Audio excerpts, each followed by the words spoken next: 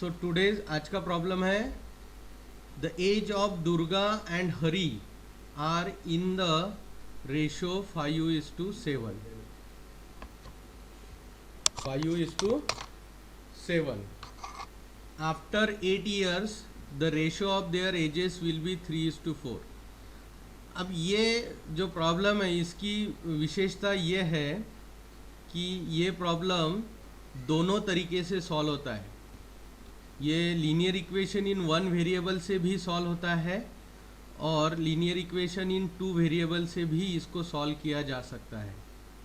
तो इसीलिए मैं हमेशा बोलता हूँ कि लीनियर इक्वेशन और क्वाड्रेटिक इक्वेशन या लीनियर इक्वेशन इन वन वेरिएबल, ये तीन जो अलग अलग चीज़ें हैं, इन तीन चीज़ों में आइडेंटिफिकेशन होना कि एग्जैक्टली मैं कौन से मेथड से करूँ, ये समझना बहुत ही डिफ़िकल्ट वाला काम है. लेकिन ये डिफ़िकल्टी सिर्फ प्रैक्टिस से ही सॉल्व की जा सकती है. अगर आपका हैंड तीनों मेथड्स पे है, क्वाड्रेटिक के भी मेथड्स आपको अच्छे से आते हैं, लीनियर के भी अच्छे से आते हैं, means method in the sense word problem के वर्ड जो सेंटेंसेस है, इंग्लिश सेंटेंसेस को मैथमेटिकल फॉर्म में जिसको बहुत अच्छे से करते आता है, उसके लिए ये चीज़ कोई मायने नहीं रहती कि ये कौन सा है क्या है, वो फटाफट जान लेता है. इसीलिए हमारा सबसे ज़्यादा फोकस इस चीज़ पे होना चाहिए कि मुझे ये कंडीशन अच्छे से प्लॉट करते आना चाहिए. ओके. और उसके लिए मैंने बताया था, एक टेबल बताया था न्यू स्टूडेंट के लिए. मैं फिर से बोलता हूँ कि एक वेबसाइट है mathisfun.com. लिख लो आप सभी जो नए स्टूडेंट हैं, आज बहुत से नए हैं. मैथ इज़ फन, कंटिन्यू लिखना है, नो स्पेस .com. www. इसके ऊपर सॉल्विंग वर्ड प्रॉब्लम्स, ऐसा वो सर्च बार में अगर डालेंगे तो आपको वर्ड प्रॉब्लम सॉल्व करने के लिए एक टेबल दिया है कि भाई जैसे यहाँ पर देखो, the ages of Durga and Hari are in the ratio. Ratio मतलब अब ये division 5/7. Okay. After 8 years. After 8 year का मतलब हमें प्रेजेंट एज में 8 प्लस करना है.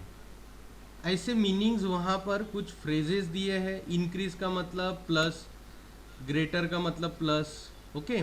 तो एक बार आप देखिए, अगर आपको नहीं मिलता है तो फिर भी आप मुझे रिवर्ट कीजिए कि सर हमने देखा, हमें कुछ मिला नहीं. मैं उस पेज का आपको लिंक भेज दूंगा, वो टेबल जो है वो, या स्क्रीनशॉट भेज दूंगा. वो टेबल आप लोगों ने अच्छे से समझना और यहाँ पर फिर मैथमेटिकल स्टेटमेंट में कन्वर्जन करते वक्त आपको आसान जाएगा. वैसे मैं डेली लेते वक्त वो लेता ही हूँ कि ईज मतलब इक्वल टू, ग्रेटर है बाय 4 तो +4 करना, ग्रेटर बाय 4 का मतलब +4 करना, 3 टाइम्स का मतलब 3 into करना. ये ऐसी चीज़ें वहाँ पर एक्सप्लेन की गई है. तो एक बार आप देख लेंगे. अगर फिर भी दिक्कत आती है तो पर्सनली कॉल करो या व्हाट्सअप करो. ठीक है, समझ में आया? ओके. तो चलो अभी हम यहाँ पर प्रॉब्लम देखते हैं. The ages of Durga and Hari, इसका मतलब यहाँ दो वेरिएबल्स है, Durga and Hari, are in the ratio 5:7. Okay. तो पहला भी रेशो में ही दिया है, पहली कंडीशन उन्होंने, this is first condition ratio वाला. Second condition but that is after 8 year है, उसमें एक उन्होंने थोड़ा चेंज किया है. After 8 years the ratio of their ages will be 3. Again उन्होंने 8 year के बाद वाला रेशो दिया है. So both are ratio. अगर इसको लीनियर इक्वेशन से इन वन वेरिएबल से सॉल्व करना है तो बहुत आसान है. कॉमन मल्टीप्लायर x जोड़ो तो ये हो जाएगा 5x दुर्गा का, 7x हरी का. तो ये लीनियर इक्वेशन इन वन वेरिएबल में कन्वर्ट होता है. बट अभी हम टॉपिक कौन सा देख रहे हैं? लीनियर इक्वेशन इन टू वेरिएबल. तो हम यहाँ टू वेरिएबल के बारे में ही देखेंगे. तो टू वेरिएबल में हमेशा हमें दो वेरिएबल डिक्लेयर करने पड़ते हैं. तो सबसे पहला वही काम करते हैं कि let present age of Durga दुर्गाबाईचा प्रेझेंट एज इज मतलब equal to x years. Durga is x years and present age of Hari is y years. Present age y years. So therefore as per condition, पहला ratio वाला condition दिया है तो हम ratio रखते हैं. चलो भाई रेशो रख देते हैं. So Durga to Hari, ratio is Durga to Hari, age of Durga to age of Hari. So it is x by y, that is given equal to 5 by 7. Okay, from here we get value of x. Substitution method के लिए हमें x का value मिल सकता है. हमने अगर y को इधर ट्रांसपोज किया तो क्या होगा 5/7 y. So this is our equation number 1. तो ये सब्सटीट्यूट बन गया x का जो हम दूसरे इक्वेशन में पुट करेंगे. So next condition is after 8 years the ratio of their ages will be 3:4. So यहाँ लिखता हूँ मैं after 8 years. So after 8 year क्या होगा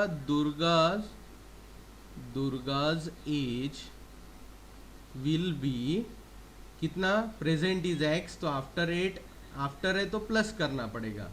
तो 8 साल बाद आज के एज में अगर 8 साल ऐड किए है तो हमें 8 साल बाद वाला मिलेगा. And Hari's age equal to Hari present age is y plus 8. समझ में आया किस तरीके से जाना है. अब इन दोनों, अब ये 8 साल बाद वाले एजेस हैं तो इनका भी अगर हम रेशियो लेते हैं तो वो 3/4 होता है. So as per second condition, so Durga का 8 ईयर बाद वाला एज अपॉन हरि का 8 ईयर के बाद वाला एज इक्वल टू 3/4. ओके, अब देखो इसको सॉल्व करना. अब ये रेशो फॉर्मेट में है तो इसको हम लीनियर फॉर्म में लाएंगे क्रॉस मल्टीप्लाई करके. So 4 multiplied to x plus 8 equal to 3 multiplied to y plus 8. तो सॉल्व करते हैं. So it gives you 4x plus 32 equal to 3y plus 3 into 8 24. Okay, अब देखो ये y को हम इधर भेज देते हैं तो 4x minus 3y equal to 32 को इधर भेजते हैं नंबर की तरफ 24 माइनस 32. लेट इट भी, कोई भी आ जाए उसमें कोई दिक्कत नहीं, माइनस आए तो माइनस. तो बड़े का sign is minus, 32 minus 24, 6 plus 2 is 8. Okay, so ये आया 4x minus 3y equal to minus 8. ये रिड्यूस नहीं हो सकता, सो इसको हम इक्वेशन 2 बोल देंगे. So this is equation 2. Now we can put the value of x, that is 5/7y in equation 2. So from 1 put x equal to 5/7y in 2. Okay, तो x की जगह पे ये पुट करते हैं. So 4 into 5/7y minus 3y equal to minus 8. Okay, अब देखो यहाँ तो 5 इंटू, अब यहाँ कटिंग कुछ नहीं होता तो सीधा multiply. 4 into 5 20/7y minus 3y equal to minus 8. y common लिया तो आएगा 20/7 minus 3 and y equal to minus 8. समझ में आ रहा है ना. अब देखो इसका क्रॉस मल्टीप्लाई करें तो 7 3 ज़ा 21. सो 20 माइनस 21 कितना होगा -1. सो -1 अपॉन 7 एज इट इज रहेगा y इक्वल टू माइनस 8. अब बोथ साइड माइनस है तो निकाल देते हैं तो ये होगा y अपॉन 7. -1 है तो ये माइनस और इधर का माइनस, माइनस माइनस कैंसिल हो गए, बोथ साइड में same quantity cancel, same sign cancel. Okay, equal to 8. ठीक है, अब हम क्या करते हैं, थोड़ा सा मैं यहाँ जगह बना लेता हूँ. सो नाउ y 7 इधर ट्रांसपोज करेंगे तो y equal to 8 into 7, that is 7 या 56, 56 years. So y was the age of Hari. अब हमें दुर्गा का निकालना है. So putting y equal to 56 in equation 1. In equation 1. 2 minute hold करते, सेव हो रहा है डॉक्यूमेंट. तो 1 में पुट करने पे y की वैल्यू ये 1 में पुट करेंगे. 1 क्या है? x equal to 5/7 in 1. तो 1 है x equal to 5/7 into y is 56. So 7 1 जार 7 8 जार, सो 8 5 जार 40. तो x is equal to 40 years. So here finally we get Durga's age and here we get Hari's age.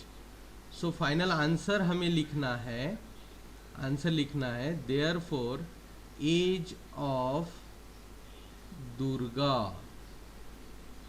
equal to x equal to 40 years and age of Hari equal to y equal to 56 years. So in this way the problem is over. ये बहुत ही आसान ऐसा simple सा था, but इसमें वो condition ही आपको अच्छे से समझ में आनी चाहिए because both are in ratio. इसको हम सिंगल वेरिएबल से भी कर सकते हैं, but go for linear equation in 2 variable because single variable अभी 8th में ख़त्म हो गया. ओके अब जाते हैं नेक्स्ट प्रॉब्लम की तरफ. Problem number 14. ओके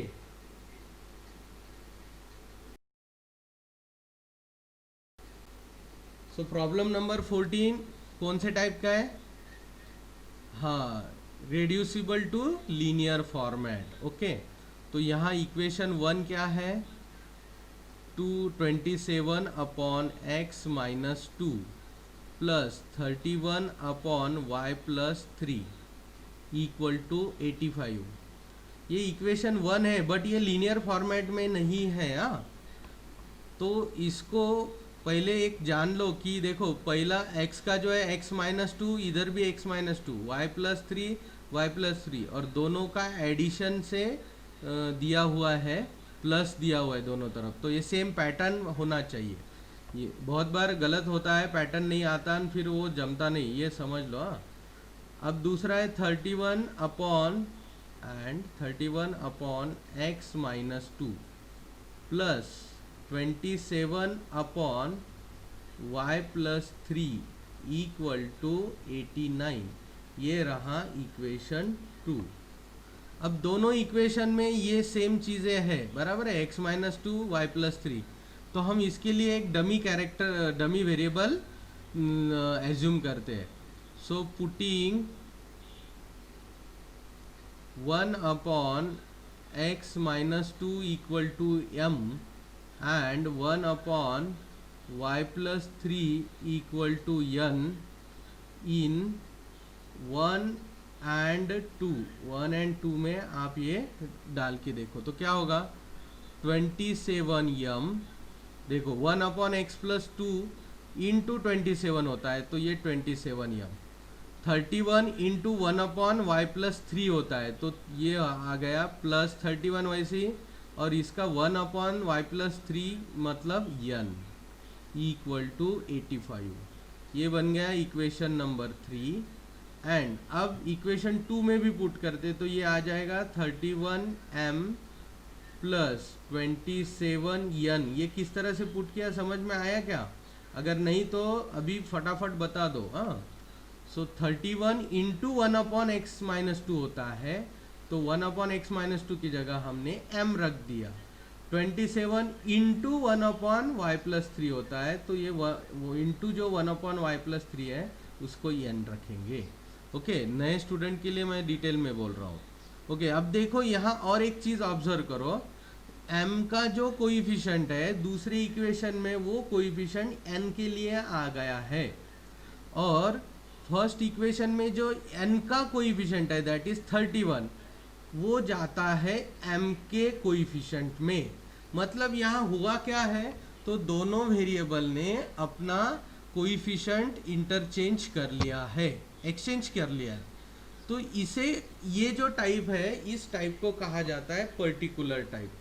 और पर्टिकुलर टाइप का एक स्ट्रेट वे मेथड है, पहले एडिशन करो दो इक्वेशन की, बाद में सब्ट्रैक्शन करो बड़े इक्वेशन में से छोटा इक्वेशन, और फिर जो दो इक्वेशन और मिलेंगे उनका फिर से एडिशन करो। इतना सिंपल मेथड है, उसमें ज़्यादा सोचना नहीं पड़ता। तो पहले हम स्टेप करेंगे एडिंग 3 and 4, 3 and 4 ऐड करते। सो 3 and 4, 3 is 27m plus 31n equal to 85 plus 31m plus 27n equal to 89। Addition में कोई साइन चेंज करने की ज़रूरत नहीं। सो m एज इट इज़ आएगा, 7 + 1 is 8, 2 + 3 is 5 plus again 31 + 27 again 58 n आएगा, ओके, इक्वल टू 85 + 89। सो 85 + 89 कितना होता है, 9 + 5 is 14, कैरी 1, 16 + 1 17। अब देखो ये 58 तो ऑब्वियसली 174 भी डिविजिबल बाय 58 होना चाहिए। तो हम यहाँ ट्राई कर लेते हैं, 58 × 3 कर लेते हैं, क्योंकि 53 जार 150, तो ऑब्वियसली 3 के रेंज में रहेगा। 3 8 जार 24, कैरी 2, 3 5 जार 15 + 2 17। मतलब हम इसको अगर डिवाइड करेंगे 58 से तो हमारा आंसर 3 आएगा। तो यहाँ हम करते हैं डिवाइडिंग बोथ साइड बाय 58। तो देखो हमें क्या मिलेगा, 58 divided by 58 is 1, so 1m plus 1n equal to 174 divided by 58, again it is 3, क्योंकि 58 3 जार 174। तो ये मिल गया इक्वेशन नंबर 5। देखो एडिशन करने से इस टाइप में आपको इक्वेशन मिलेगा। दूसरा सब्ट्रैक्टिंग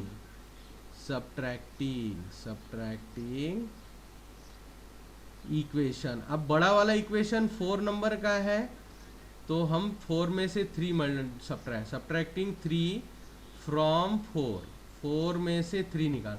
अब बड़ा इक्वेशन कैसे समझेंगे, तो m का वैल्यू जो लेफ्ट साइड का जो x हो या m हो, m का वैल्यू बड़ा और इधर इक्वल टू में बड़ा ऐसा होना चाहिए, तो उसको हम बड़ा इक्वेशन कहेंगे। तो यहाँ बड़ा इक्वेशन है 31m plus 27n equal to 89 minus 27m plus 31n equal to 85।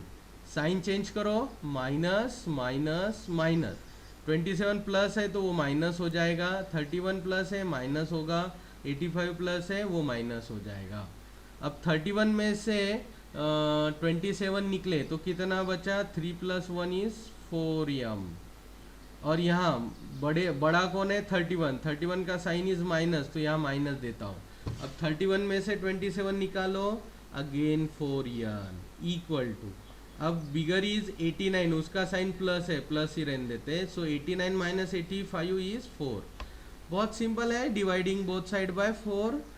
So dividing both side by 4, तो क्या होगा, हमें मिलेगा m - n इक्वल टू 1। ये मिल गया इक्वेशन नंबर 6। तो इस तरीके से 5 और 6 को ऑब्जर्व करो थोड़ा। So we get m + n equal to 3 and m - n equal to 1। So यहाँ n इज प्लस माइनस, तो हम सीधा एडिशन करते तो n कैंसिल हो जाएगा, एलिमिनेट हो जाएगा। एडिंग 5 and 6, तो क्या मिलेगा, m + n equal to 3 plus m - n equal to 1। So plus minus n cancel, so 2m equal to 4। So therefore m equal to 4/2, so m equal to 2, कितना आया m equal to 2। तो यहाँ n ढूंढते हैं, फिर तो n को हम पुट करते हैं 5 में, सो पुटिंग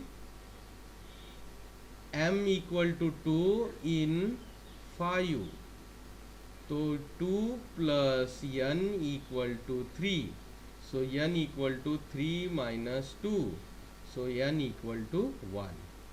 ओके, अब देखो ये बहुत ही सिंपल सा है, लेकिन अभी इसके आगे अभी दूसरा एक प्रॉब्लम शुरू हो जाता है।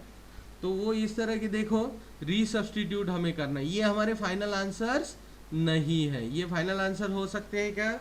नहीं, बिकॉज ये हमने डमी किया था। किसके लिए? 1/x माइनस 2 के लिए m था। सो हम यहाँ लिखते हैं सब्स्टिट्यूटिंग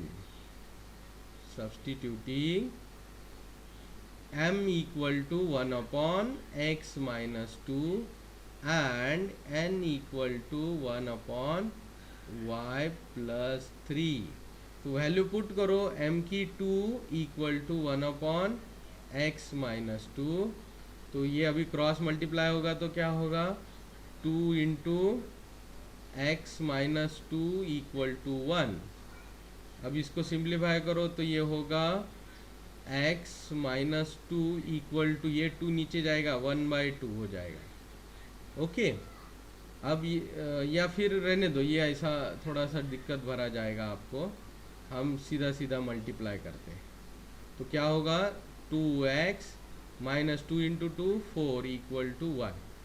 चलो फ्रैक्शन अवॉइड कर दिया, ये इधर जाएगा तो क्या होगा?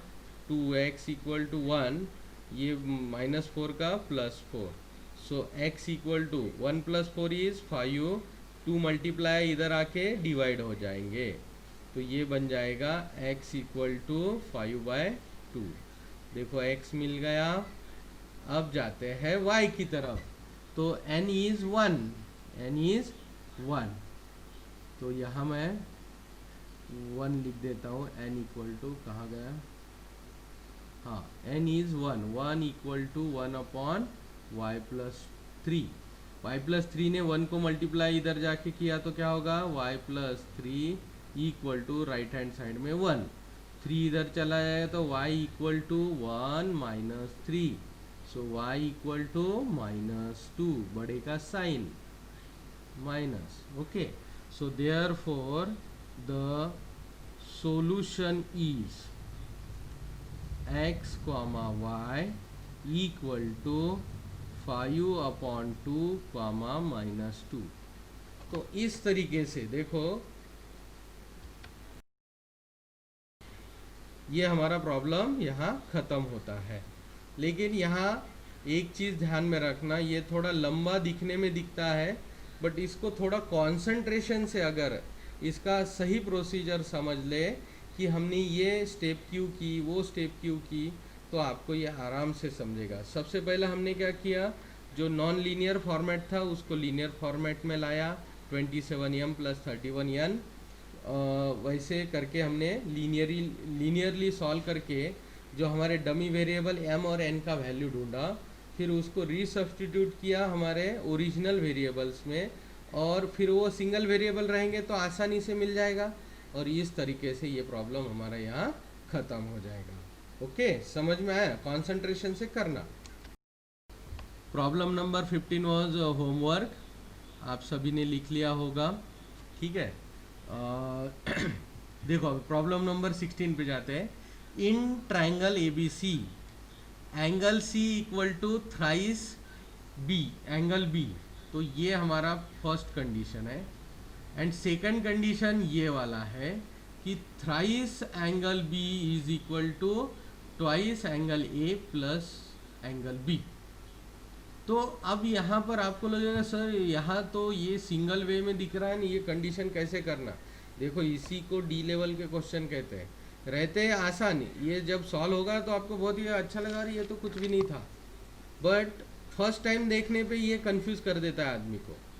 देन फाइंड द 3 एंगल, तो इसमें एक कंडीशन ये भी है कि दिस इज ट्राइंगल का मतलब क्या हुआ? Angle sum property. ओके, ये आपको फटाक से ध्यान में आना चाहिए कि एंगल सम प्रॉपर्टी कहीं तो भी रिफ्लेक्ट करेगा, गारंटेड। ओके, तो अभी हम यहाँ पर ये प्रॉब्लम सॉल्व करते हैं। तो देखो मैं प्रॉब्लम सॉल्व कर रहा हूँ कि in triangle A B C 3 angle होंगे ए बी सी। अब बड़ी दिक्कत ये आ जाती है कि भाई एक्स और वाई किसको लेंगे, जबकि हमारे पास 3 चीज़ें ढूंढने के लिए है। लेकिन आप एक चीज़ ऑब्जर्व करो, this angle C equal to, जैसा थ्राइस भी है वो इक्वल, वैसे ही ये एंगल सी किसके साथ में इक्वल है, twice angle A plus B के साथ भी इक्वल है। ओके, मतलब ये एंगल सी को हम थ्राइस एंगल बी ऐसा भी एक्सप्रेस कर सकते हैं या ट्वाइस एंगल ए बी में भी एक्सप्रेस कर सकते हैं। इसका मतलब हुआ कि मेन हमारे जो कैरेक्टर ढूंढने हैं वो हमें ए और बी ढूंढने हैं। ये 2 मिल गए तो ऑटोमेटिकली सी मिल जाएगा। समझ में आ रहा है? ये चीज़ समझना बहुत ज़रूरी है।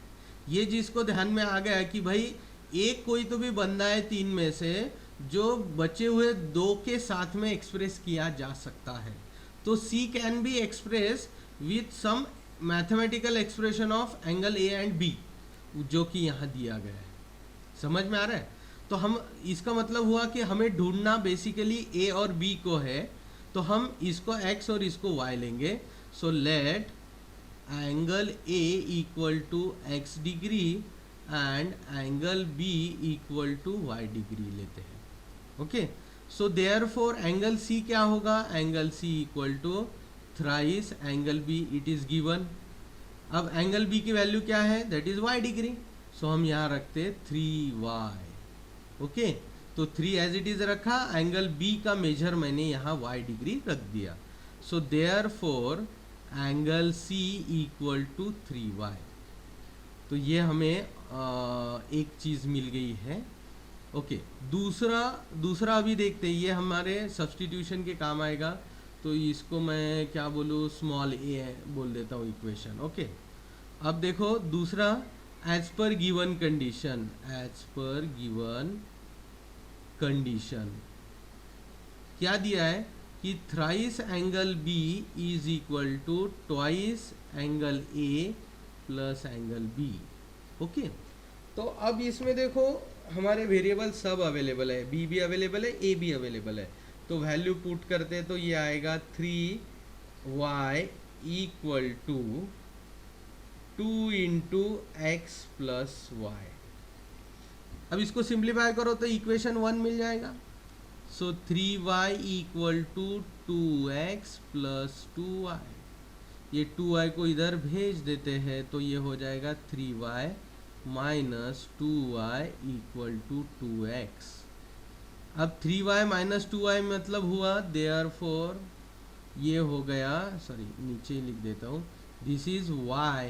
3y में से 3 में से 2 y गए, कितने बचे, 1y। So y equal to twice x। ये हमें सब्सटीट्यूशन के लिए बहुत अच्छा इक्वेशन मिल गया। ठीक है, अब नेक्स्ट चीज़ आती है जो मैंने बोला था 180 रिफ्लेक्ट होगा। अब इन तीनों की एडिशन, अब देखो c का भी वैल्यू मिल गया, दैट इज 3y, b का value is y and a का वैल्यू इज x। तो हम इसको लिखेंगे हमारा therefore in triangle ABC by angle sum property. Okay, क्या होगा angle sum property is angle A plus angle B plus angle C equals to 180। So A का value is x plus B का value is y and plus C का value is thrice y equal to 180। Okay, लेकिन अब हमारे पास देखो ये x का भी एक है हमारे पास वैल्यू, सॉरी y का वैल्यू हमारे पास अवेलेबल है in terms of x equation 1 से। तो इसको पुट करते हैं इक्वेशन 2 में। इसको ये क्या दिया है इक्वेशन 1 में, y इक्वल टू 2x। अब जहाँ जहाँ y मिलेगा वहाँ 2x डालेंगे तो हमें कुछ ना कुछ मिलेगा ही उसमें से। तो x प्लस y की जगह पे लिखते हैं पहले तो स्टेटमेंट लिख लेते हैं, चलो स्टेटमेंट लिखते हैं, वो रहेगा हमारा। सो पुटिंग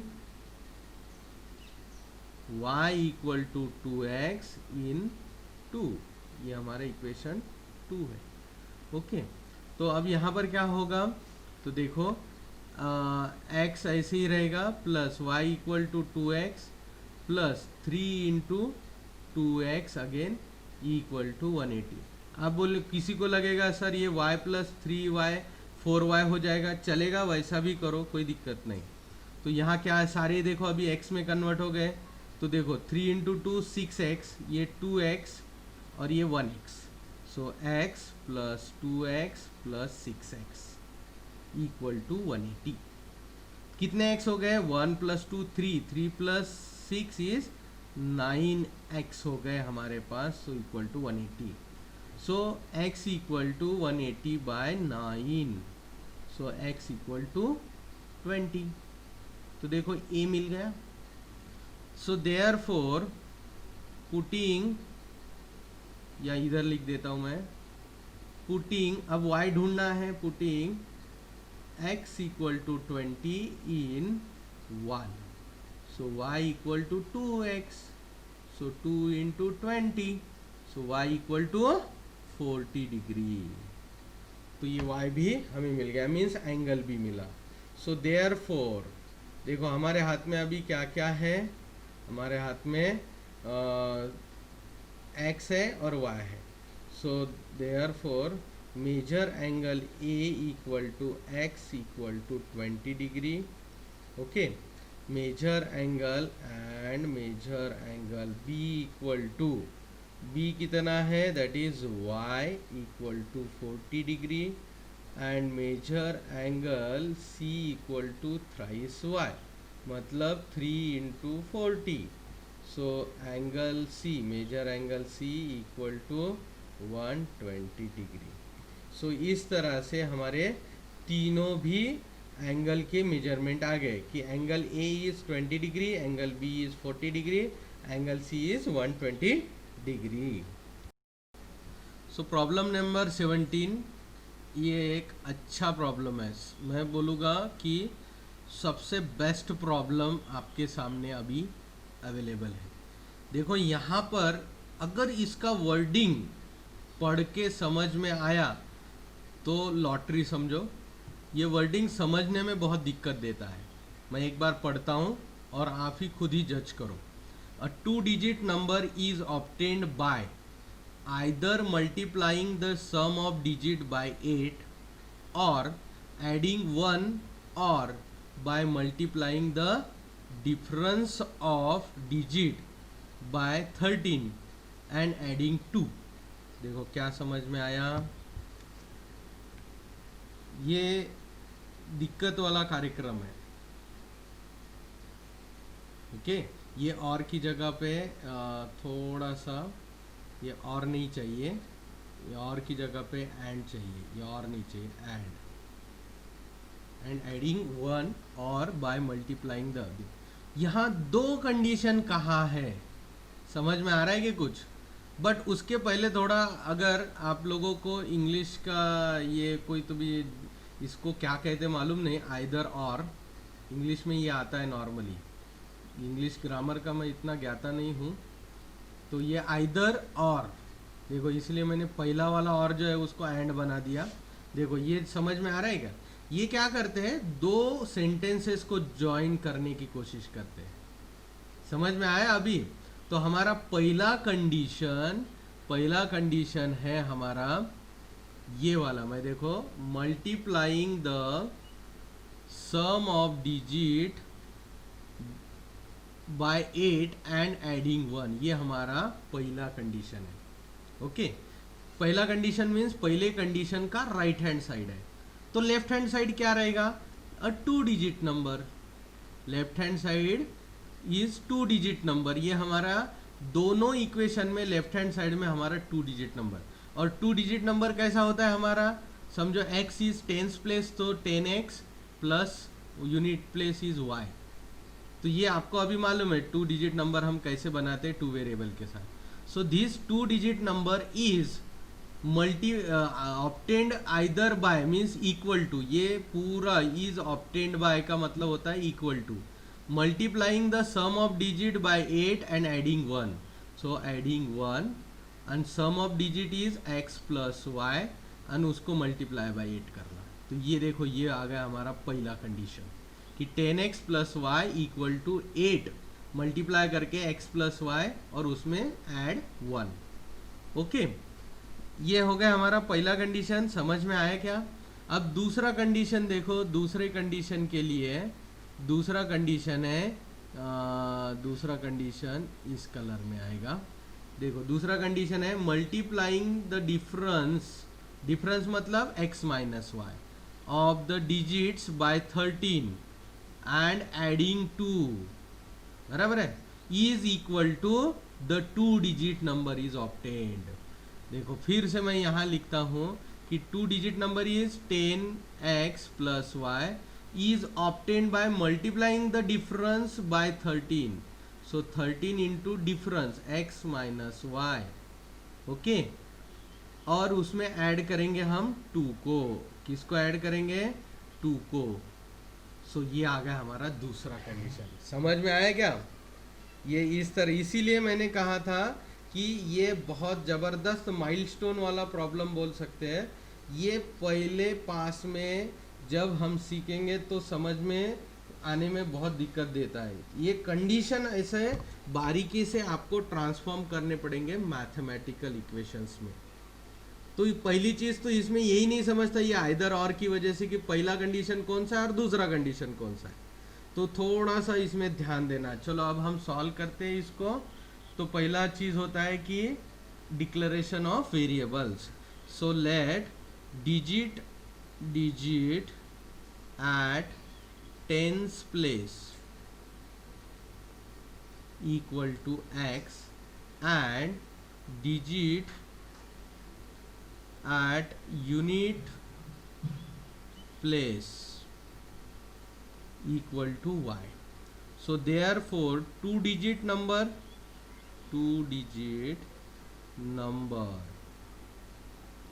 equal to क्या होगा? 10 इंटू डिजिट. 10 क्या है? The place value of tens place. So 10x plus unit place का इज 1 इंटू वाई, तो y. तो इस तरह से हो गया. So as per first condition